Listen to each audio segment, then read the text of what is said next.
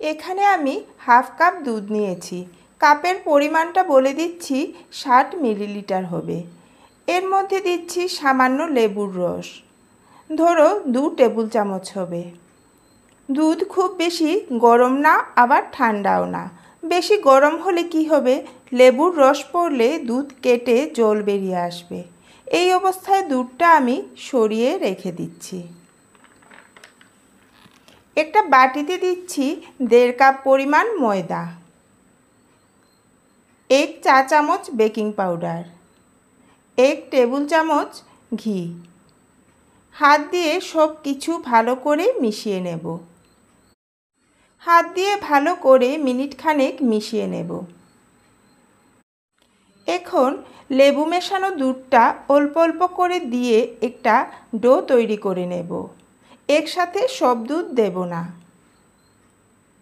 এইভাবে লেবু মিশিয়ে দুধ দিলে জিলাপি খুব সফট হয় আর টেস্টটাও ভালো আসে।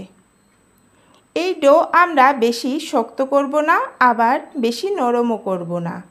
এইভাবে ছানা ছাড়া জিলাপি বানিয়ে কাউকে খাওয়ালে সে বুঝতেই পারবে না যে এটা ছানা ছাড়া তৈরি হয়েছে।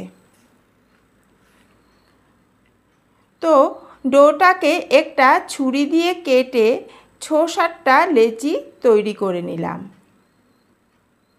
তো এখন সবগুলা লেচিকে একটা পাত্রে রেখে দিচ্ছি। আর একটা লেচি নিয়ে নিলাম এখানে। এটাকে হাত দিয়ে বেলে একটা লম্বা মতো শেপ দিয়ে দেব। যতটুকু লম্বা করা যায় ততটুকু করব, তবে বেশি সরু হলে দেখতে ভালো লাগবে না।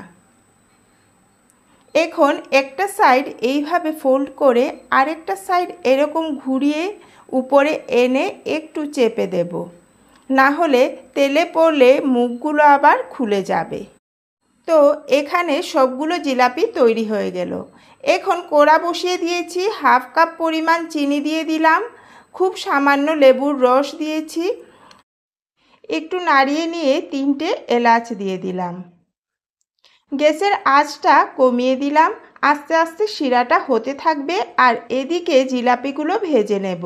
তো প্যানে তেল দিয়েছিলাম, গরম হয়ে গেছে। এখন একটা একটা করে জিলাপি তেলে দিয়ে দিচ্ছি। এগুলোকে আস্তে আস্তে কম আঁচে ভাজতে থাকবো। তেলে পড়লে এগুলো অনেকটাই ফুলে উঠবে। যদি ভিডিওটা তোমাদের ভালো লেগে থাকে তো লাইক করো, কমেন্ট করো, শেয়ার করো। আর আমার চ্যানেলে নতুন নতুন ভিডিও দেখতে হলে চ্যানেলটাকে সাবস্ক্রাইব করে দিও। জিলাপিগুলোকে উল্টে পাল্টে একটু বেশি লাল করে ভেজে নিচ্ছি। তো ভাজা হয়ে গেছে, এখন তুলে নেব। এদিকে চিনির শিরাটাও হয়ে গেছে। এই শিরাটা বেশি ভারী করব না, একটু পাতলা থাকলেই ভালো। শিরাটা জিলাপিতে ঢুকতে সহজ হয়। এখন জিলাপিগুলো শিরার মধ্যে দিয়ে 2 মিনিটের মতো ফুটিয়ে নেব। 2 মিনিট পর গ্যাসের ফ্লেম অফ করে দিচ্ছি। এখন ঢেকে রেখে দেব 2 থেকে 3 ঘন্টার জন্য। 2 থেকে 3 ঘন্টা পর আমি একটা প্লেটে নিয়ে নিচ্ছি জিলাপিগুলো। ভেতরে ভালোভাবে শিরা ঢুকেছে। এখন ভেঙে দেখাচ্ছি একটা। খেতে ভীষণ ভালো হয়েছে। ছানা ছাড়া বোঝার কোনো উপায় নেই, তোমরা তৈরি করলেই বুঝতে পারবে। তো আজকের মতো ভিডিওটা এখানেই শেষ করছি।